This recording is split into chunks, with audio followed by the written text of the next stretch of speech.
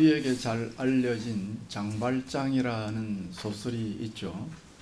주인공 그 장발장 이야기를 보면 그 장발장을 끈질기게 추적하면서 어떻게든 감옥에 넣으려고 애를 쓰는 자베르라는 형사가 나오죠. 그런데 이런 이 자베르가 프랑스 혁명 와중에 그만 혁명군에게 붙잡혀 죽게 되잖아요. 이때 혁명군의 편에 서 있던 장발장이 그를 몰래 살려줍니다. 그래서 이 자베르라는 형사가 놀라하면서 장발장에게 왜 나를 안 죽이느냐, 누구보다도 제일 먼저 나를 죽이려고 하고 죽는 것을 보고 싶어하는 이가 당신일 텐데 왜 나를 안 죽이느냐. 그러자 장발장이 말하기를 이 세상에 넓은 것이 많지만 용서라는 마음만큼 넓고 큰 것은 없다, 그렇게 이야기를 하죠. 그래서 평소에 차갑기로 유명하고 아주 냉혹한 형사 자베르가 이 장발장의 용서하는 마음에 그만 마음이 무너지고 마음이 변화되어집니다. 그렇습니다. 이 땅에서 천국을 건설하는 가장 중요한 원리가 무엇이냐? 바로 용서, 남의 허물과 실수를 푸근한 마음으로 덮어주는 것, 이것이 이 땅을 천국으로 만드는 핵심 원리라 생각합니다. 저는 창세기를 시작하면서 처음 말씀드렸던 노아의 말씀 가운데 조금 부족한 부분을 찾아서 보충하는 의미로 노아에 관한 말씀을 드리게 되었습니다. 오늘 본문을 보면 노아가 홍수 이후에 노아의 세 아들을 통해서 인류가 새롭게 번성해 나간다는 그런 내용입니다만은 고대 이야기잖아요. 고대 말씀이니까 오늘로 지금 얼마나 세월이 흘렀는지 모를 그런 이야기고, 말 그대로 호랑이 담배 피우던 그런 시절이기 때문에 오늘 우리의 눈으로 보기에는 참 이해가 잘 안 되는, 묵상하면 묵상할수록 참 곤혹스러운 그런 질문들과 난처함이 생기는 본문 말씀입니다. 그렇다면 그런 어떤 난제와 이해 안 됨을 넘어서서 오늘 본문이 우리에게 알려주는 아주 객관적이고 명백한 메시지가 무엇이냐. 간혹 이 가정의 달을 맞이해서 교회 강단에서 오늘 이 본문을 가지고 설교하면서 집안의 부끄러운 일을 집 밖으로 흘러내어서는 안 된다. 실수하고 못난 아비라도 용서하고 효도해야 한다. 그런 주제로 말씀을 전하시는 분들이 없지 않아 있지만, 그러나 오늘 본문이 처한 위치, 그러니까 창세기가 아담 하와로 시작해서 그 다음에 홍수가 나오고 다시 노아가 나오고, 그런 성경으로 보면 아주 앞에 있는 그런 내용 아닙니까? 그리고 오늘 본문에 나와 있는 앞뒤의 내용을 살펴볼 때 밑도 끝도 없는 무슨 효도라든지 집안의 비밀을 밖으로 발설하지 말라, 이런 내용은 아닌 것 같다라고 생각이 되어집니다. 그렇다면 오늘 본문에서 나와 있는 핵심적인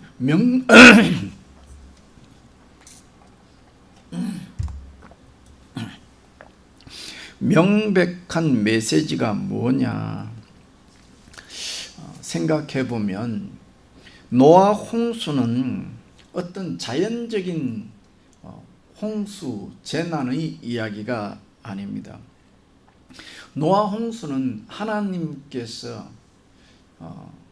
이 땅에 에덴 동산을 건설하고 그것이 인간의 죄로 인하여 폐쇄되어지자 새로운 에덴 동산을 건설하기 위해서 그 사전 작업으로 세상에 만연한 죄들을 심판한 사건이었습니다.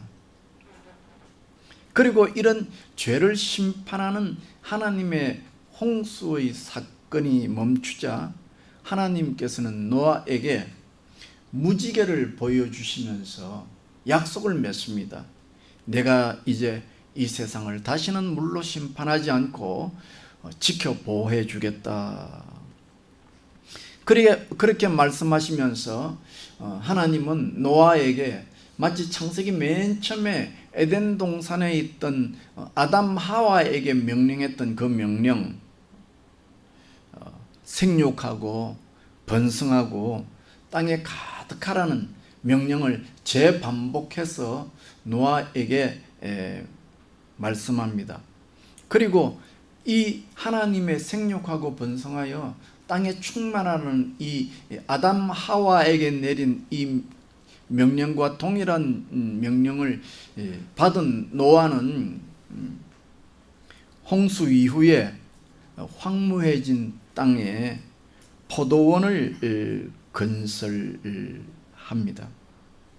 그리고 그 포도원에 농부지기로, 청지기로 살아가기 시작합니다.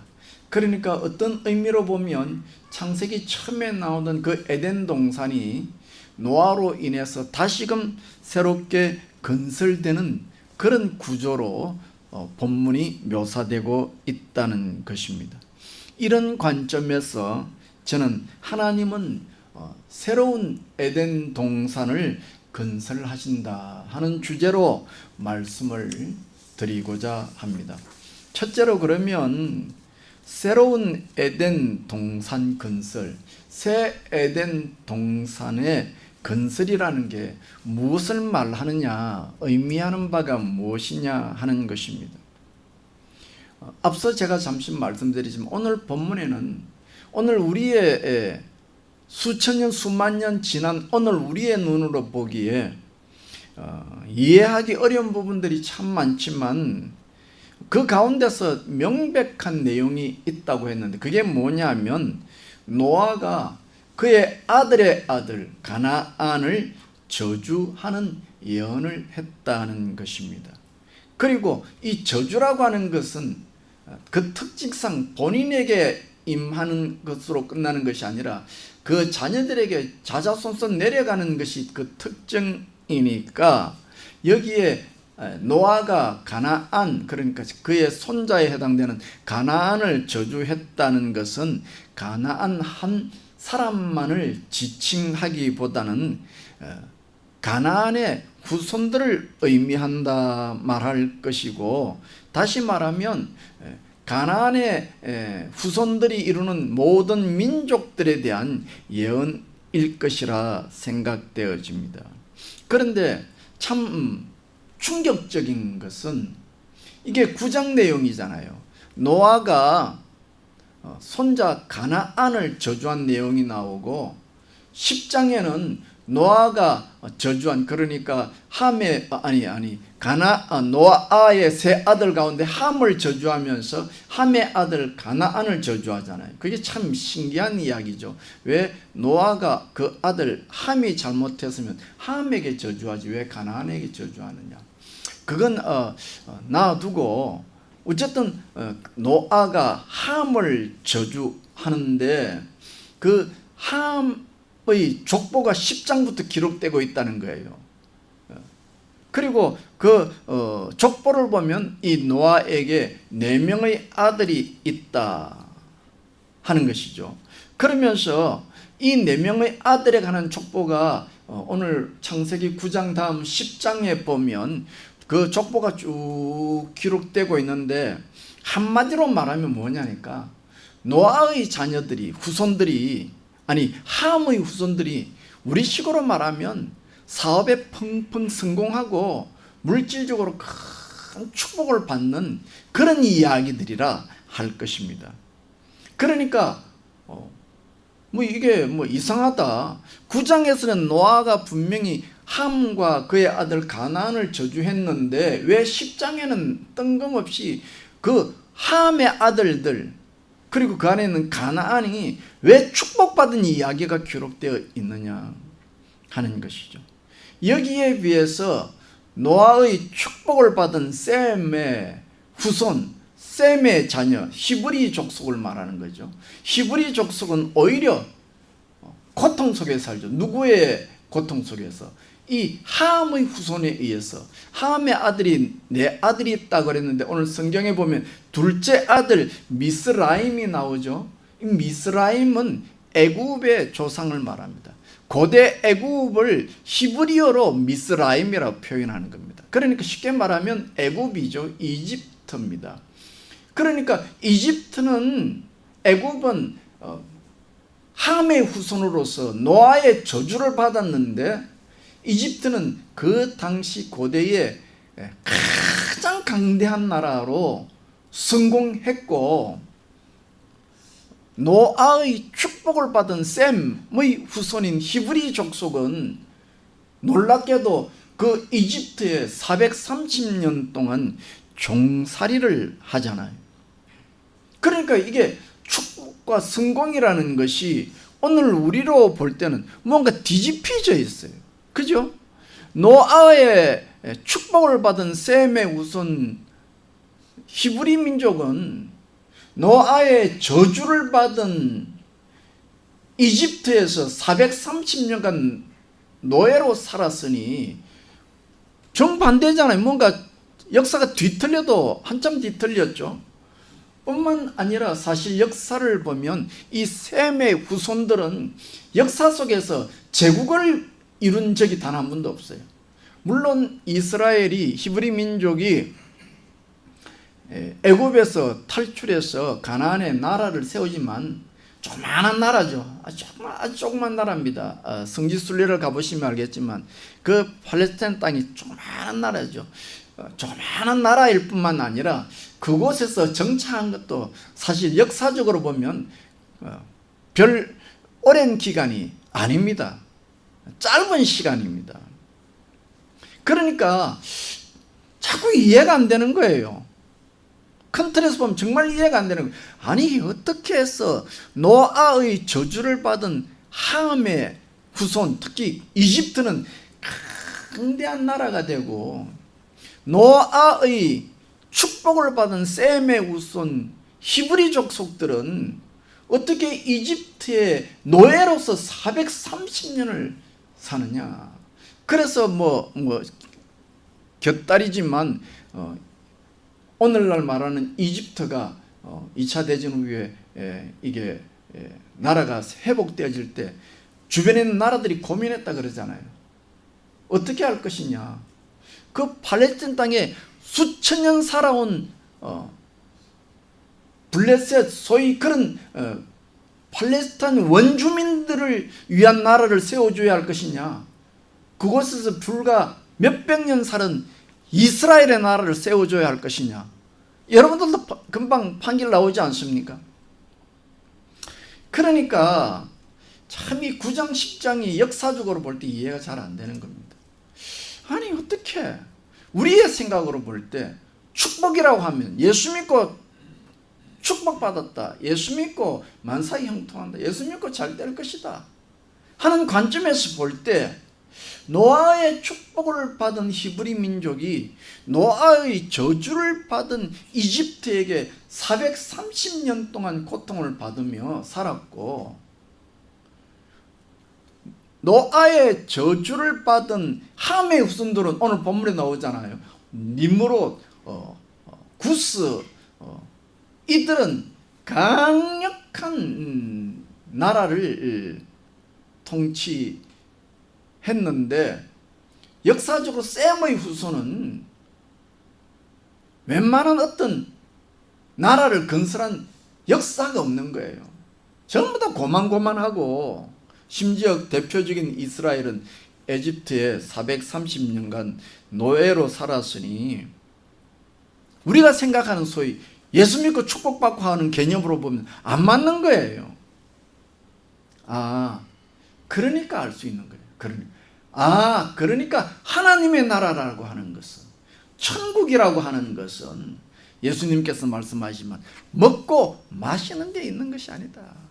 천국이라고 하는 것은, 하나님의 나라라고 하는 것은 이 땅에서 얼마나 잘 먹고 잘 살고 성공하느냐, 그거하고는 개념이 먼 것이다 하는 것을 너무도 명확하게 보여주는 사실입니다. 그렇다면 새 에덴 동산을 건설하신다. 하나님은 새 에덴 동산을 건설하신다. 새 에덴 동산이라는 말은 다시 말하면 하나님의 나라를 말하는 거죠. 하나님은 이 땅에 하나님의 나라, 새로운 에덴 동산을 건설하기를 원하시는데, 그러면 그 하나님의 나라는 어떻게 이루어지느냐? 오늘 본문 26절에 보면 셈의 하나님으로 이루어지는 나라입니다. 이루어지는 역사입니다. 셈의 하나님으로 이루어진다는 말은 셈 후손에게 하나님이 함께 하심으로 이루어지는 나라다 하는 것입니다. 다시 말하면 이 땅에 하나님의 나라, 이 땅의 천국이 어떻게 건설되어지느냐? 하나님이 우리와 함께 하심으로 건설되어지는 나라다. 우리의 심령 속에 하나님이 임하심으로 이루어지는 나라지, 물질적으로 외형적으로 잘 먹고 잘 살고 이것으로 이루어지는 나라가 아니다 하는 것입니다. 그래서 하나님께서는 오늘 본문 마지막에도 나오지만은 홍수 이후에도 하나님은 그 노아와 300년 이상을 함께 동행하여 주시고, 특히 노아의 후손인 셈의 후손과 그 셈의 장막에 함께 하심으로 새로운 에덴 동산의 명맥을 이어가잖아요. 그래서 여러분 잘 아시지만, 그래서 어떻게 됩니까? 거기서 누가 나옵니까? 창세기 보면 아브라함이 나오잖아요. 그렇게 되어지는 것이죠. 그래서 하나님께서는 이 땅에 셈의 하나님으로서 셈의 후손과 함께 하심으로 하나님의 나라를 이어가셨다 하는 것입니다. 그런데 이렇게 셈의 하나님으로, 하나님이 우리와 함께 하심으로 이 땅에 천국을 이루어 가시길 원하는데 그 환경이 어떻느냐? 문제는 그거죠.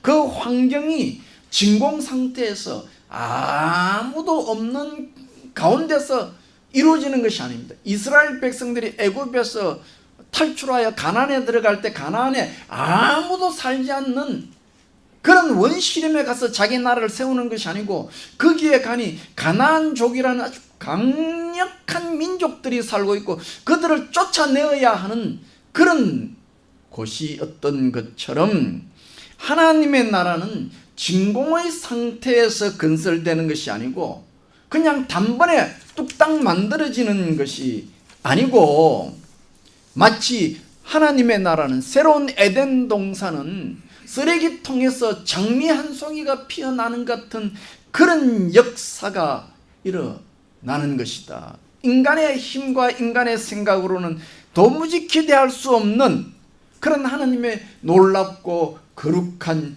역사로 건설될 것이다 하는 것입니다. 그래서 하나님께서 노아를 통해서 새로운 에덴 동산을 소개하시면서 바로 그 9장 넘어 10장에 아브라함의 후손 가운데 저주받은 이 함의 자손들을 이야기하면서 그들이 이 땅에 강력한 제국으로서 나라로서 부흥하는 것을 기록해 놓는 것을 보면서 하나님께서 계획하는 새로운 에덴 동산이라고 하는 것은 말할 수 없는 우여곡절이 있다. 그런 강력한 니므롯이나 이런 주변에 있는 애굽이나 이런 강력한 적대 세력들 사이 속에서 싸우며 쟁취해내는 그런 하나님의 나라라는 것을 이야기하시고, 결국은 그 과정이 험난하나 가나안은 셈의 종이 될 것이며 하나님은 셈의 하나님으로 드러날 것이다 하는 것을 예고해 주는 아주 귀중한 말씀이라 할 것입니다. 둘째로, 그러면 하나님은 이 새로운 에덴 동산을 건설해 나가시되 어떻게, 그 방법이 무엇이냐 하는 것입니다. 한 세 가지로 간략하게 말씀드리면, 그 가운데 첫 번째 방법은, 하나님은 이 땅에 하나님의 나라 새로운 에덴 동산을 건설해 나가실 때에 우리의 죄악과 허물을 넘어서서, 우리가 비록 죄인임에도 불구하고 하나님은 우리에게 약속하신 것을 이루심으로 천국을 건설해 나가신다 하는 것입니다. 사실 오늘 본문은 우리에게 많은 충격을 줍니다. 왜냐하면 아담 하와로 인해서 에덴 동산이 폐쇄가 되어지고, 그로 인하여 죄가 번성해서 홍수를 내리고, 거기에 의인 한 사람 노아를 구원하잖아요. 노아를 구원해서 하나님은 새로운 에덴 동산을 건설하려고 하는 그 첫 번째 무렵인데, 성경은 그 노아를 어떻게 설명하느냐 하니까 술 취한 사람으로 이야기합니다. 그러니까 너무너무 실망이 되고 낙심이 되는 겁니다.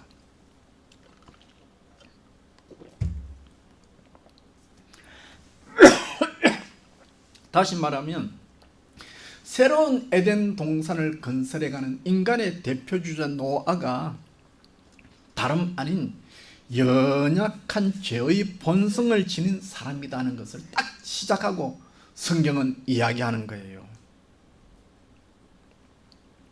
그리고 그것만으로 끝나는 것이 아니고, 노아의 후손들을 보면 그 아들 함의 이야기가 기록되잖아요.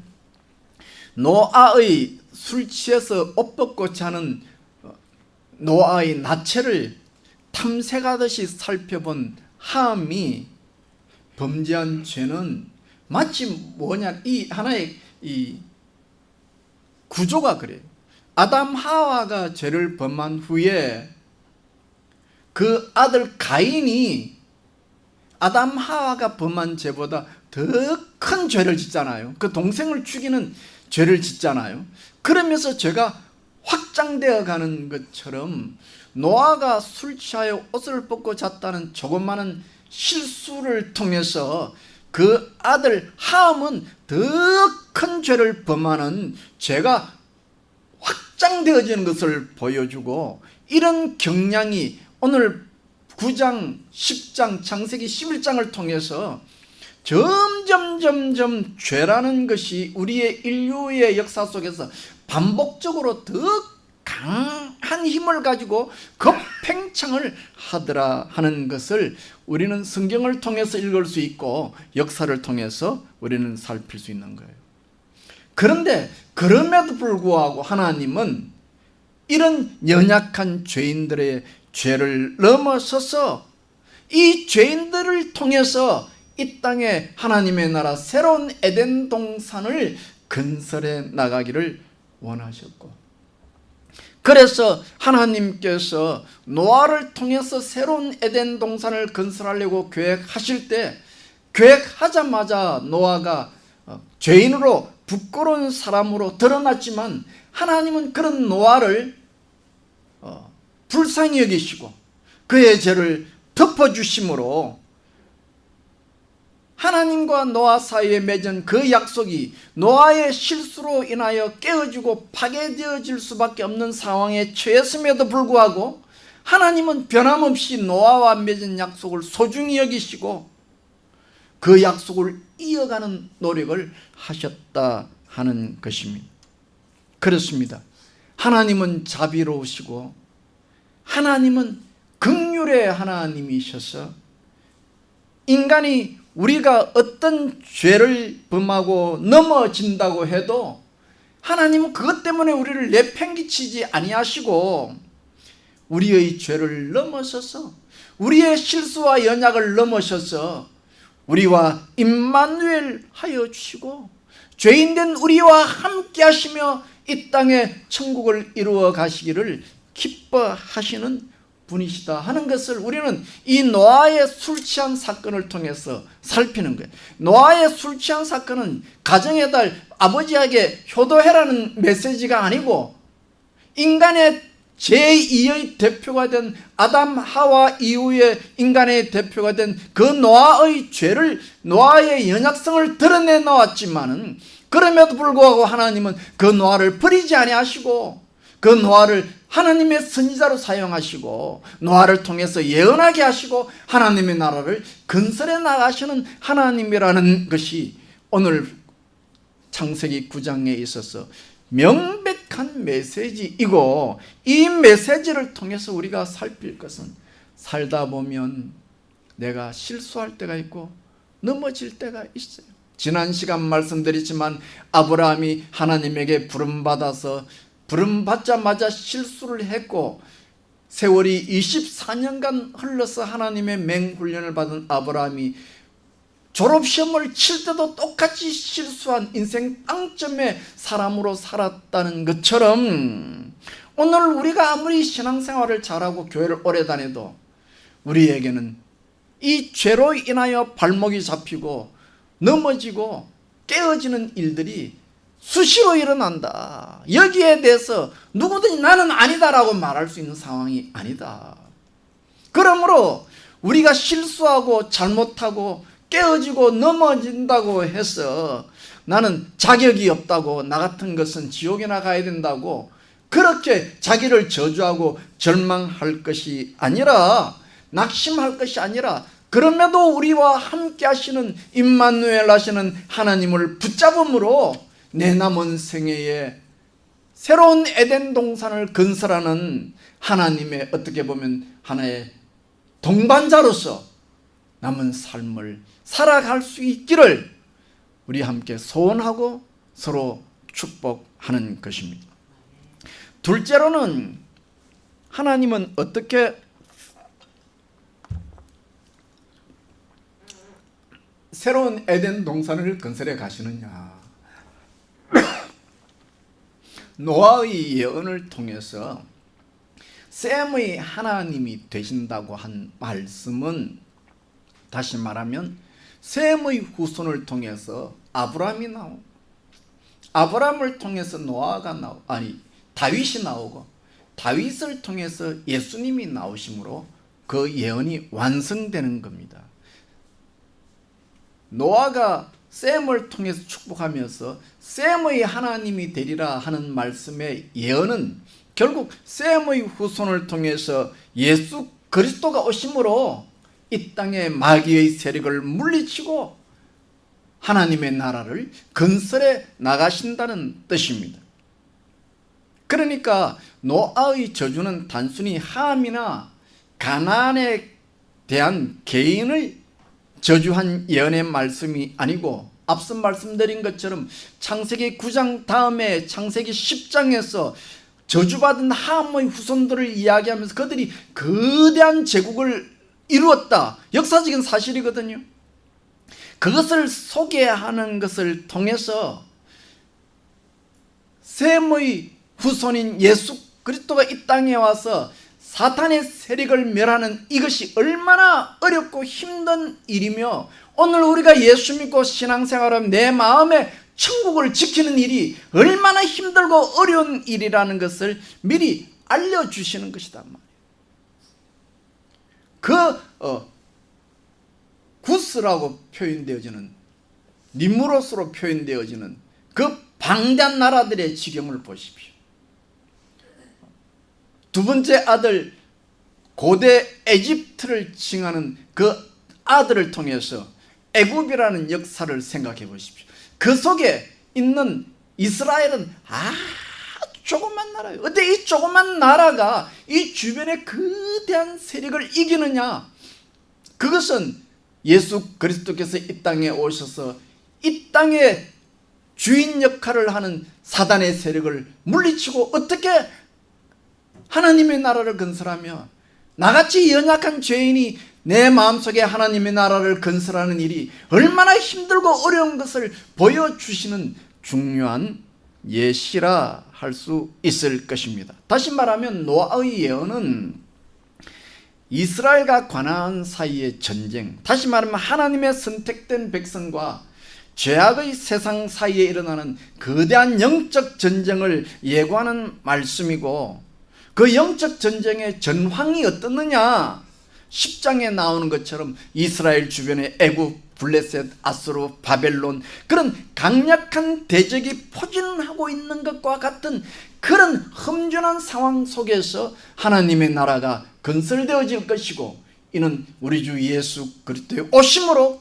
궁극적인 승리를 맛볼 것이다 하는 위대한 예언의 말씀이 될 것입니다. 그래야 해서 그 결과 우리 눈에 보기에는 조그마한 셈이지만은 강력한 세력을 이룬 그 가나안은 셈의 종이 될 것이고, 셈의 하나님으로 드러나는 것이 우리에게 확정되어질 것이 분명하며, 이것을 통해서 우리는 하나님께서 이 죄악이 가득한 땅에 하나님의 나라를 건설해 가는 데 대한 강력한 열정을 우리는 볼 수 있게 되어집니다. 세 번째는 하나님께서 마지막으로 셈의 장막, 오늘로 말하면 교회를 가리킨다라고 볼 수 있을 것입니다. 오늘날 교회를 번성시킴으로 이 땅에 새로운 에덴 동산을 건설하실 것입니다. 그래서 하나님은 성경에 보면 사도행전에 사도 바울을 통해서 야벳의 족속들이 들어오게 합니다. 오늘 노아가 예언하잖아요. 아들 셈과 야벳과 함셋 있다고 그랬잖아요. 하나님께서 셈을 축복하시고 야벳이 셈의 장막에 들어온다고 그랬잖아요. 야벳이라면 통칭 유럽인이라 그럴까요? 그렇게 되죠. 그래서 그 역사가 바울을 통해서, 바울이 아시아 쪽에 복음을 전하다가 유럽으로 전파되어지므로 하나님의 나라에 야벳의 후손들이 편입되어지는 역사를 성경은 설명하고 있고, 우리도 역시 그 가운데 하나로서 셈의 후손으로 들어갔다 할 것입니다. 그런데 사족을 잠시 들면 이 노아의 축복을 받은 셈이란 말의 뜻은 이름이라는 뜻이에요. 그리고 야벳이라는 뜻은 확장된다는 뜻이에요. 다시 말하면 오늘 우리에게 이 말을 적용하면 우리에게 성도라고 하는 이름을 주신 하나님의 은혜가 확장되어 나가기를 원한다는 것입니다. 그것이 하나님께서 새로운 에덴 동산을 확장해가는 방법이죠. 그래서 신약성경 맨 마지막에 보면 10왕들이 새로운 예루살렘에 나와서 하나님 앞에 영광을 돌리며 포함되어지는 역사가 있는데, 오늘 우리는 이런 소망을 마음 깊이 바라보며 사모해야 할 것입니다. 그러면 세 번째로, 이렇게 하나님께서 노아를 통해서 새로운 에덴 동산을 건설하자는 것을 세 가지를 통해서 말씀을 드렸는데, 하나는 연약한 죄인을 통해서 이루어 가신다. 둘째는 그 연약한 죄인을 통해서 이루어가는 환경이 너무나도 어렵다. 그렇지만 하나님은 이루어 갈 것이다. 세 번째는 야벳과 셈의 이름을 통해서 우리에게 성도라는 이름을 주신 그 하나님께서 교회를 통해서 확장의 역사가 일어날 것이고, 그것이 요한계시록에서 성취되어질 것이다 말씀을 드렸는데, 이런 하나님의 열정, 하나님의 구원사, 하나님의 구속사를 대하면서 그러면 우리는 이 하나님의 역사에 어떻게 동참할 것이냐, 그거죠. 다시 한번 묵상해 보시죠. 하나님께서 건설하고자 하는 새로운 에덴 동산, 즉 하나님의 나라, 천국은 어떤 나라입니까? 새로운 에덴 동산, 하나님의 나라는 하나님을 나의 왕으로 모시고 영접하는 나라죠. 이해가 되시죠? 하나님을, 예수님을 내 마음속에 영접하는 사건이고, 그리고 예수님의 말씀에, 예수님의 통치에 들어가는 삶이죠. 그게 구원받은 백성의 삶이고 하나님 나라의 모습이죠. 하나님 나라라고 하는 것은 하나님이 우리의 왕이 되어서 우리의 마음속에 들어오셔서 우리가 그 하나님의 말씀에 통치를 받는 것이, 다시 말하면 하나님의 나라인데, 그렇다면 현실적으로 이런 하나님의 나라가 내 삶 속에서 적용되어지려면 어떤 액션이, 어떤 삶이 하나님의 나라를, 하나님의 통치를 우리가 실현해가는 가장 중요한 원리가 되겠습니까? 그거죠. 앞서 말씀드린 것처럼 하나님은 셈이 가나안을 종으로 부릴 것이라고 했습니다. 그러나 현실적으로는 보면 가나안은 큰 나라고 셈은 조그마한 나라입니다. 함의 대표적인 니므롯은 심지어 셈의 땅을 빼앗고, 땅을 빼앗긴 셈의 족속은 비옥한 땅을 포기하고 황폐한 땅으로 쫓겨나갑니다. 이게 한마디로 오늘 본문 9장 다음에 10장에 나오는 내용입니다. 역사적 내용입니다. 그러니까 역사적으로 보면 니므롯, 다시 말하면 함의 자손들은 셈의 대표인 에벨의 종이 되지 않습니다. 어쩌면 환경적으로 보면 오히려 셈 족속들이 노아의 저주를 받은 셈이 가나안의 종처럼 살아갑니다. 그렇다면 노아가 지금 함을 저주했는데 역사적으로는 오히려 함은 큰 나라가 되고 셈은 거기에 종처럼, 노예처럼 살아가는 현실을 보면서 이게 잘못된 예언이냐? 아니죠. 그럴 수가 없겠죠. 그렇다면 이 현실을 어떻게 받아들여야 되느냐? 하나님의 관점에서 보면 비록 이 니므롯, 함의 후손에 의하여 땅도 빼앗기고 황폐한 곳으로 쫓겨간 셈의 대표 에벨은 환경적으로 보면 쪼달리고 고달프고 괴로운 삶을 살아가야 했지만 여전히 하나님의 다스림 속에 살아가는 거예요. 하나님의 영적 권위를 가지고 살아가는 거예요. 그게 중요하다 그 말이에요. 눈으로 보기에는, 환경으로 보기에는 오늘날로 말하면 예수 안 믿는 사람들이 잘 살고 잘 먹고 부귀영화를 누리고 예수 믿는 사람은 고달프고 어려운 것 같은데, 그런데 영적인 눈으로 하나님의 관점에서 볼 때 비록 환경에서 어렵고 힘든 삶에 노출되는 예수 믿는 사람들에게는 예수 믿는 권세가 있더라는 거예요. 예수님이 주신 은혜가 그 심령 속에 있더라는 것입니다. 그리고 우리 믿는 사람은 반드시 이 사실을 볼 수 있어야 돼요. 그러니까 창세기 9장 굉장히 중요한 내용이고 좀 어려운 내용이죠. 이해가 잘 안 되는 내용. 분명히 노아는 자신에게 죄를 범한 함을 저주했는데 그 저주받은 민족이 10장 가서는 광대한 나라를 이루잖아요. 여기에 비해 노아의 축복을 받은 셈의 후손들은 거기서 종살이를 한단 말이에요. 그게 눈에 보이는 현실이나 우리 믿는 사람은 그 눈에 보이는 현실에 주저앉으면 안 된다. 왜? 하나님은 누구의 하나님이니까? 우리의 하나님이니까. 다시 말하면 우리가 환경적으로 어렵고 힘들게 살아간다 할지라도 우리의 심령 속에는 예수 그리스도를 믿는 하나님의 자녀가 되는 권세를 주셨다. 그걸 누리고 사는 사람이니 예수 믿는 사람이 이걸 볼 수 있는 영적 안목이 있어야 된다. 예수 믿어도 소용이 없잖아. 가난하고 어렵고 안 믿는 사람이 더 잘 살잖아. 그걸 보면 안 된다는 거예요. 믿는 사람에게는 세상 사람들이 보지 못하는 하나님이 주신 하나님의 자녀되는 권세가 있다.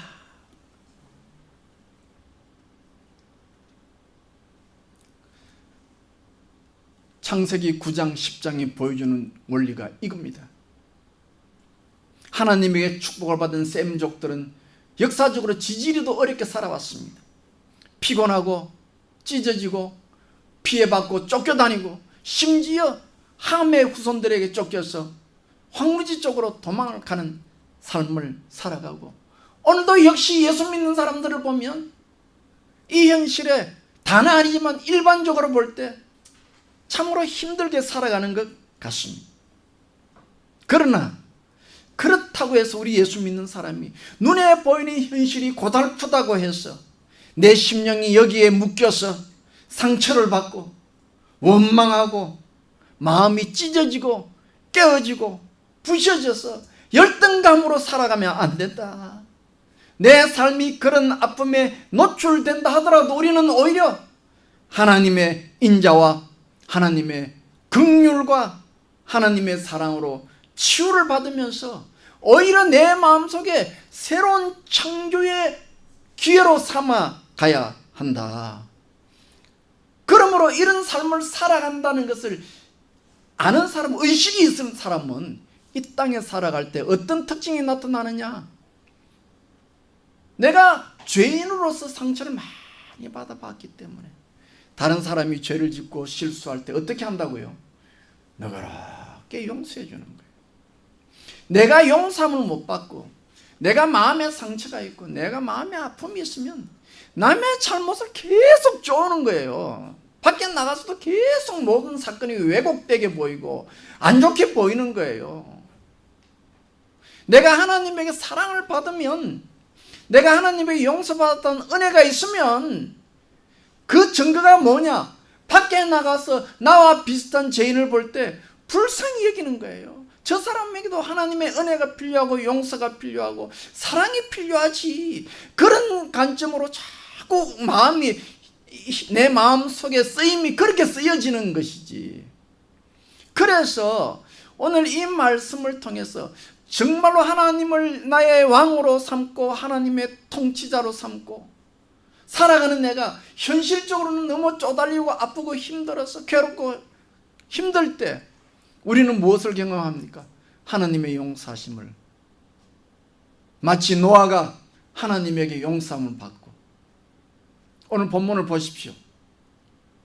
아들로부터 말할 수 없는 부끄러움과 수치를 당한 노아이잖아요. 그런데도 불구하고 하나님은 노아를 선지자로 사용해서 하나님의 나라의 구속사의 역사를, 인류 역사를 예언하는 선지자로서 사용하지 않아요. 그런 영적 프라이드와 권세를 가지고 그것을 누리는 사람은 나타나는 중요한 특징이 용서하는 자들이라, 허물을 덮어주는 자들이라. 그래서 우리는 오늘 본문을 통해서 당대의 의인이었던 노아의 실수를 보고 이를 넉넉하게 덮어준 누구를 봅니까? 셈과 야벳을 보고 이 모습을 통해서 그 셈이 아버지를 용서하는, 아버지의 허물을 덮어주는 모습을 보면서 훗날 셈의 후손으로 오신 예수 그리스도가 곧 어떤 사람이었습니까? 어떤 분으로 오셨습니까? 용서의 하나님으로, 용서의 사람으로 오시잖아요. 그것이 셈이 아버지의 허물을 덮어준 그 고대의 역사가 수천 년 세월을 지나서 예수 그리스도를 통해서 오실 메시아가 어떤 분이냐? 허물을 덮어주시는 분으로서 성취되어지는 것입니다. 이것이 새로운 에덴 동산, 다시 말하면 이 땅에 하나님의 나라 천국을 건설해 가는 우리가 담당해야 할 가장 중요하고 기본적인 원리라 하는 것입니다. 그래서 이런 성품에서 반대되는 성품, 함을 보십시오. 함이 자기가 잘나서 홍수에서 구원받았습니까? 아니잖아요. 아버지 때문에 구원받았지. 아버지가 구원받기까지 얼마나 힘들고 어려운 삶을 살아왔습니까? 방주를 지으면 얼마나 고통스럽고 괴롭게 살아왔습니까? 그 아버지의 어떻게 보면 훌륭함 때문에 함은 무임승차한 거지. 근데 그걸 싹 다 잊어버리고 노아가 그만 좀 방심해서 실수해서 포도주를 마시고 취해서 오를 벗고 찬 그 부끄러움을 자기 형제들에게 사람들에게 다 조롱하듯이 고자질하는 이 마음, 다시 말하면 남을 보면서 남을 허물을 지적하고 그걸 덮어주지 못하고 조롱하고 놀림거리로 삼는 마음, 그게 뭐예요? 하나님의 나라를 파괴하는 사단의 마음이요. 그래서 이 함과 그 아들 가나안은 시범 케이스로 하나님으로부터 저주를 받게 되어지는 것입니다. 어떻게 보면 함도 할 말이 많죠. 함이 거짓말했습니까? 없는 말을 속였습니까? 있는 사실을 있는 대로 이야기했을 뿐이죠. 그런 관점에서 보면 뭐 크게 잘못한 것이 없습니다. 본 것을 본 대로 말했을 뿐입니다. 그러나 여러분, 눈을 크게 뜨고 세상을 보십시오. 팩트, 요즘 팩트 좋아하잖아요. 팩트가 다 옳은 것입니까? 팩트라고 해서 그것이 반드시 옳은 거냐 그 말이에요.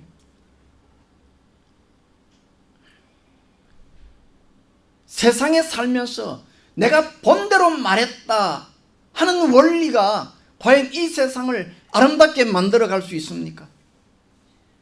팩트가 다 옳습니까? 다 드러내고 다 따지고 시시건건 따지고 묻고 질문하고 그것으로 이 세상을 아름답게 건설해 나갈 수 있겠습니까? 만약에 하나님께서 그 원리를 사용해서 우리에게 적용했다고 하면 이곳에 서 있을 수 있는 사람이 과연 누가 있겠습니까? 그러므로 우리는 어떤 때는 오늘 샘과 야벳처럼 내 입술을 부여잡고 뒤돌아서야 하고 어떤 때는 뒷걸음질 쳐야 할 때가 오히려 더 많습니다. 그러면 우리 믿는 사람은 왜 용서하는 사람으로 살아가야 하며 왜 오히려 입을 묶고 뒤를 돌아서는 삶을 살아야 합니까? 그것은 내일은 소망이 있기 때문입니다. 예수님은 어떻게 해서 빌라도 앞에서 옳은 말을 하지 않았습니까? 내일 부활할 것을 내다보고 있었기 때문입니다. 그래서 예수님은 그 부활을 바라보았기 때문에 빌라도의 조롱에 입을 닫은 것이죠. 우리는 다 잘 알고 있습니다. 우리 모두가 부족한 사람입니다. 그러기에 내가 부족하기에 어떤 때는 고개를 돌려야 할 때가 있고 입을 다물어야 할 때가 있고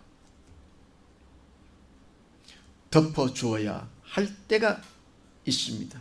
그리고 이 길이 이 땅에 천국을 건설하는 길이요, 이 길이 덮어주고 용서해주는 길이 샘이 받은 그 축복을 이어가는 길이 될 것입니다. 기도하겠습니다. 하나님 아버지, 오늘 제가 말씀을 전했는데 창세기 9장에 나오는 말씀 제대로 전했는지 모르겠습니다. 성령님께서 감동하여 주시고 이 잘 이해 안 되는 본문 가운데 셈과 야벳이 아비의 허물을 덮어주었던 이야기가 하나님 나라를 건설하는 일에 있어 우리 인간들이 가져야 할 가장 기본적인 핵심 원리라 말씀을 전했는데 주께서 보시고 옳다 판명되시면 거룩한 성령의 역사로, 용서의 역사로, 허물을 덮어주는 역사로 임하게 하셔서 우리 사랑하는 성도들의 심령에 그 따뜻한 마음, 그 소중한 심령이 충만해져서 이 땅에 하나님의 나라를, 우리의 가정에 하나님의 나라를 건설해 나가는 앞제비가 되도록 축복하여 주시옵소서. 감사하고 예수님 이름으로 기도하옵나이다. 아멘. 찬송가 247장, 새 찬송가는